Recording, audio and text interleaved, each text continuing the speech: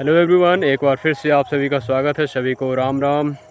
तो आज हम आ गए हैं अपने गांव में और ये है मेरी बाइक TVS रोनिन, जिससे मैं आया हूं लगभग छत्तीसगढ़ से मैं मध्य प्रदेश आया हूं नॉन स्टॉप 500 किलोमीटर की ड्राइव करके। 2-3 जगह रुका हूं, लेकिन इतनी ख़राब रोड थी ना भाई कि ज़बरदस्त था। ख़राब मतलब हालत ख़राब हो गई, इतनी ख़राब रोड थी। और शहडोल से इधर रीवा तक बहुत ज़्यादा रोड ख़राब थी, पूरी उखड़ी हुई रोड थी। लेकिन इस बाइक में बहुत मज़ा आया भाई ड्राइव करके। हाँ, ये था कि इसमें जगह कम थी और सामान था, साथ में मम्मी भी थी मेरी। यहाँ हम आ चुके हैं इन हरी भरी वादियों के बीच में। बहुत मज़ा आ रहा है। गांव में तो वैसे भी बहुत ही मज़ा आता है, शहर से कहीं गुना ज़्यादा, लाखों गुना ज़्यादा हरी भरी खेती देखने को मिलती है, अपने लोगों से मिलने का मौका मिलता है। अब हम बात करते हैं अपने बाइक के बारे में। तो 500 किलोमीटर की ये पूरी ड्राइव थी मेरी, लॉन्ग ड्राइव थी, छत्तीसगढ़ से मध्य प्रदेश का सरगुजा टू रीवा, जिसमें मैं वीडियो नहीं बना पाया क्योंकि इतनी ख़राब रोड थी ना कि हालत ख़राब हो गई उस रोड में। पूरी रोड को शहडोल से इधर पूरी रोड ऐसे उखाड़ दिए हैं जैसे कि क्या बताऊँ। पूरी रोड को बनाया जा रहा था, तो पूरा रोड उखाड़ा हुआ है, गिट्टी और बड़े बड़े बोल्डर हैं। तो वहाँ पे ब्लॉग बनाना तो नामुमकिन था, वीडियो बनाना। पूरे कैमरे में धूल पड़ रही थी, दिख ही नहीं रहा था मेरे को किस तरह मैं पहुँच गया, नहीं पता, भगवान की दया से। तो उसकी मैं कुछ क्लिप बनाया हूँ जो कि छत्तीसगढ़ के कोरिया ज़िले की है। जहाँ जंगल था वहाँ की क्लिप मैं थोड़ी सी डाल दूँगा, आपको देख लीजिए क्या कैसा सफ़र था। लेकिन आगे फिर बहुत ख़तरनाक सफ़र हो गया। ऊपर से हम लोग जब निकले घर से तो थोड़ा सा लेट भी हो गया, इसलिए मैं सोचा कि ब्लॉग छोड़ ही देते हैं, पहले तो घर पहुंच जाएं, क्योंकि गाड़ी में अभी बहुत सारा मैं काम नहीं करवाया था, जिसके कारण मेरे को सामान वामान लेने में दिक्कत हो रही थी। देखिए ना, यहाँ पे मैं सामान टंगाने के लिए कुछ लगवाया हूँ, ना पीछे है कैरियर, ना इधर है, तो बड़ी दिक्कत हो गई। सामान मुझे यहाँ पे बांध के लाना पड़ा, साथ में मेरी मम्मी भी थी। तो कैसे कैसे मैनेज किया इतनी छोटी सीट में, 2 लोग और साथ में सामान। तो दिक्कत बहुत हुआ, लेकिन हो गया, भगवान की थोड़ी कृपा बनी रही और चुपचाप आराम से पहुँच गए। लगभग हमको लगा है टाइम यहाँ पहुँचने में 10 से 11 घंटे टोटल लगे हैं। 500 किलोमीटर का पूरा सफ़र। वैसे जल्दी आ जाते, लेकिन शहडोल से रीवा तक का जो रोड है ना बहुत ख़राब था, इसके कारण 2-3 घंटे तो उसी में बर्बाद हो गए हमारे, उस रोड में। नहीं तो और जल्दी पहुँच जाते। 7 से 8 घंटा का सफ़र होता है, लेकिन हो गया उस रोड के कारण सारा दिमाग ख़राब हो गया। लेकिन सही था सफ़र इस बाइक में। इसका सस्पेंशन बहुत ज़बरदस्त है, जिसके कारण हमने ये सफ़र अच्छे से कंप्लीट किया। और साथ में इसका ABS भाई ज़बरदस्त काम करता है, सस्पेंशन के साथ ABS। इतनी ऊबड़ खाबड़ रोड, उसके बाद फिर मैं स्पीड में गाड़ी निकाल रहा था और अचानक जब कहीं ब्रेक लगाना होता, इतनी मस्त गाड़ी रुकती है भाई, किसी तरह का स्लिप नहीं मारती। बहुत मज़ा आता है इस गाड़ी को चलाने में, बाइक को। तो देखो भाई, गांव में कितना प्यारा लोकेशन है ना, ऊपर से हमारी प्यारी गाड़ी।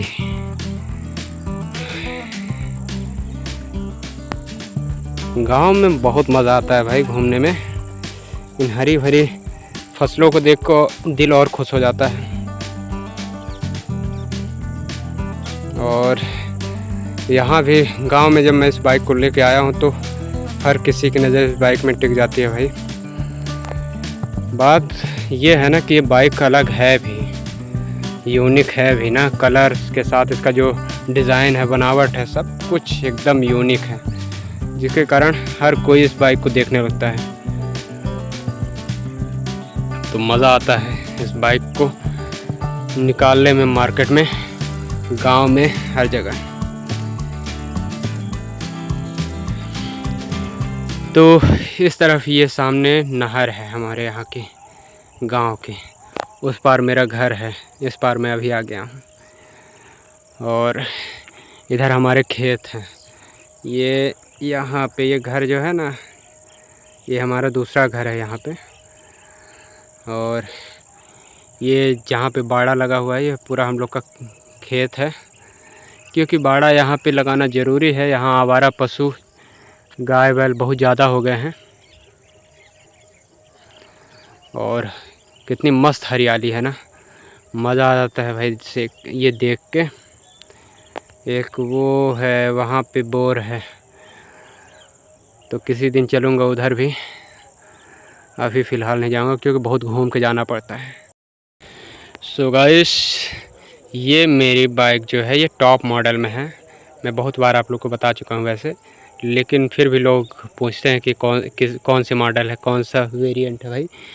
तो बता रहा हूँ आप लोग को, ये टॉप मॉडल में है। 225 सीसी बाइक है, टीवीएस रोनिन, और डुअल चैनल एबीएस है। जो सिंगल चैनल एबीएस होता है वो बेस मॉडल होता है, बेस वेरिएंट होता है, और डुअल चैनल एबीएस जो है इसका वो टॉप मॉडल में। इसमें अब 2-3 कलर और आ रहे हैं, एक ब्लू कलर में भी आ गई है, एक क्या निम्बस ग्रे कलर है, 2-3 कलर और आ गए हैं इसके। 1-2 हज़ार का रेट का इनका सबका फ़र्क होता है, ज़्यादा फ़र्क नहीं होता है। टॉप मॉडल में 3-4 कैटेगरी की बाइक आ गई हैं कलर की, जिसके कारण उनका रेट में फ़र्क हो गया है, और वैसे सारी चीज़ें सही हैं। और रेट बेस मॉडल का आपको पहले भी मैं बता चुका हूँ, 1 लाख जब उसमें ऑफ़र में रहती है तो 1,70,000 तक मिल सकती हैं आपको, है ना। और जब ऑफ़र नहीं चलता तो 1,80,000, 1 लाख या 90,000 तक भी मिल सकती हैं। क्योंकि मेरे यहाँ तो मैं पूछा था तो 1,80,000 तक बता रहे थे। ऊपर से उसमें और अगर एक्स्ट्रा खर्च होगा तो मान लीजिए 5,000 एक्स्ट्रा, तो 1,85,000 तक बेस मॉडल।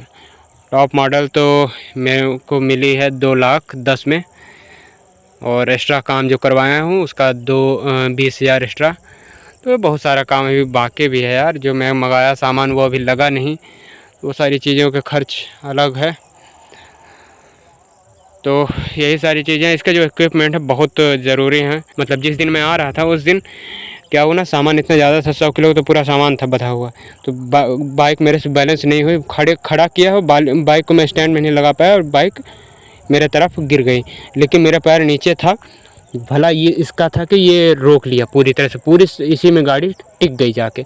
अगर ये नहीं होता ना तो फिर मान लीजिए कि हालत ख़राब हो जाती है। तो लेग गार्ड बहुत ज़रूरी होता है, साइड में यहाँ पे भी गार्ड लग जाए ना पूरे बाइक में, साइड गार्ड, तो और भी ज़्यादा गाड़ी प्रोटेक्टेड हो जाएगी। तो मैं वही सोच रहा हूँ कि ये सारा खर्चा मिला के लगभग 20-30 हज़ार हो जाएगा। आज मैंने चैन का क्लीनिंग भी किया है। इसके चैन का क्लीनिंग करना बहुत ज़रूरी रहता है। क्या ना, बीच बीच जब चैन क्लीन होता है, मतलब 500 किलोमीटर, हर 500 किलोमीटर चैन क्लीन करना बहुत ज़रूरी होता है, लुब्रिकेंट लगाना बहुत ज़रूरी होता है। तो मैंने आज चैन क्लीनिंग किया है और लुब्रिकेंट लगाया है। तो अब थोड़ा सा जो आवाज़ किटकिट का क्या ना, तो बहुत ज़्यादा धूल थी उस सड़क में जहाँ से मैं आया हूँ, बहुत ज़्यादा रोड ख़राब थी, जिसके कारण पूरा डस्ट जम गया था। तो उसको क्लीन कर दिया तो अब मस्त स्मूथ हो गया है। नहीं हल्की फुल्की आवाज़ कभी कभी आती है, वैसे हमेशा नहीं आती, कभी कभी जब बहुत ज़्यादा डस्ट में गाड़ी चली जाती है कचड़े में। और इसके टायर भी बड़े शानदार हैं, ट्यूबलेस टायर तो और मज़ेदार होते हैं भाई। इसका ये सस्पेंसन जब मैं उछाल रहा था ना तो यहाँ तक इसका ये सस्पेंसन काम करता है, यहाँ तक ये पूरा डाउन हो जाता है, मज़ा आता है भाई। यही सारी चीज़ें हैं। ये इसका इंजन आप देख ही रहे हैं, ये है 225 सीसी का इंजन इसका। हीटिंग का प्रॉब्लम सबसे ज़्यादा यहाँ पे होता है। जब मैं लगभग एक बार 100 किलोमीटर नॉन स्टॉप चला हूँ तो यहाँ पे बहुत ज़्यादा गर्म हो जाता है बीच बीच में। तो इसके लिए थोड़ा सा मैं रुक जाता था, जिसके कारण ये ठंडा हो जाए, लेकिन ज़्यादा गर्म नहीं होता है। अब नॉन स्टॉप में 500 किलोमीटर आया हूँ, नॉन स्टॉप नहीं मतलब कि थोड़ा थोड़ा स्टॉप करके, लेकिन 500 किलोमीटर लगातार ये ड्राइव करने इस बाइक को, नई बाइक, तो बहुत अच्छा रिजल्ट था कि बहुत ज़्यादा गर्म वरम नहीं हो रहा था। अभी इसका ये साइलेंसर का बीच बीच इतना मस्त आवाज़ निकलता था, गोली चलती थी जो पटाखे की तरह, धाँ धाँ, मज़ा उसका भी आता है जब पब्लिक डरती है तो। और बस यही थोड़ी सी कमी इसमें मुझे यही लगे कि इसकी सीट जो है बहुत छोटी हो गई है, जैसे कि पिछली सवारी के लिए थोड़ी दिक्कत होती है।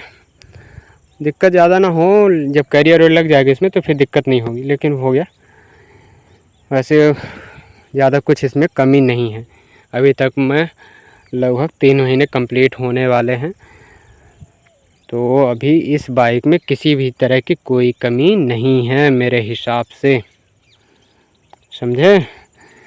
और आप कमेंट करके और भी कुछ सवाल हैं अगर आपके इस बाइक के बारे में तो पूछ सकते हैं।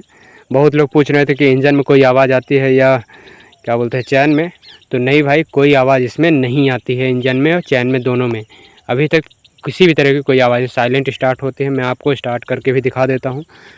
साइलेंट एकदम स्टार्ट होती है।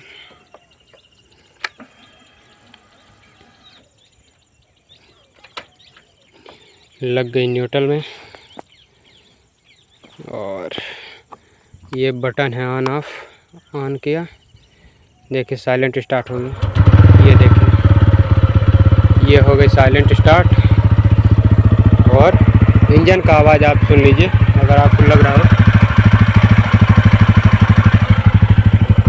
और ये यहाँ पे मेन इसकी आवाज़ यहाँ से आती है, इंजन की आवाज़ नहीं है ज़्यादा।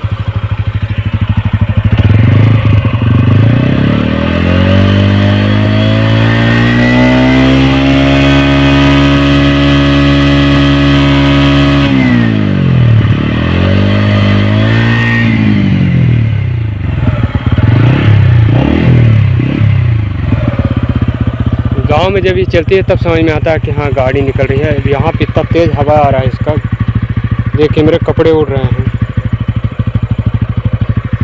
तो इसका ज़बरदस्त आवाज़ है गाड़ी का।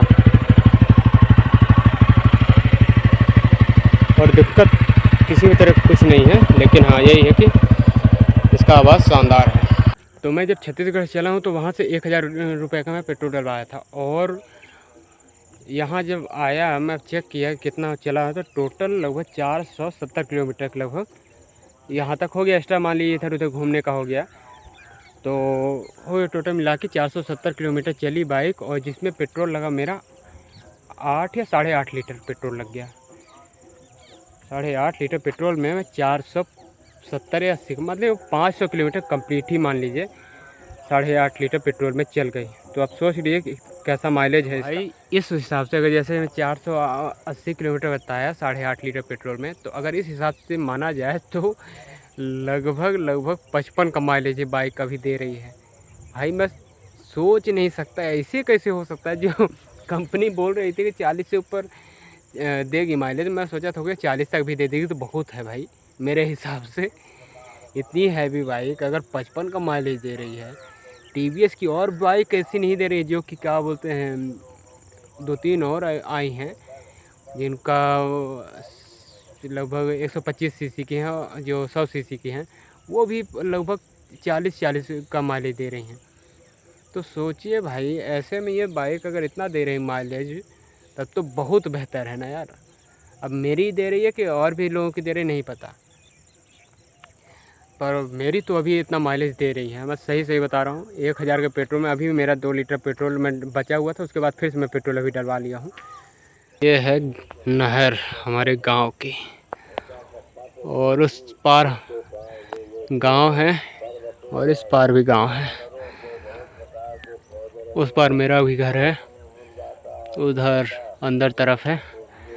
और ये गांव यहाँ पे सामने तरफ दिख रहा है दुर्गा पंडाल, ये रखा हुआ है यहाँ पे।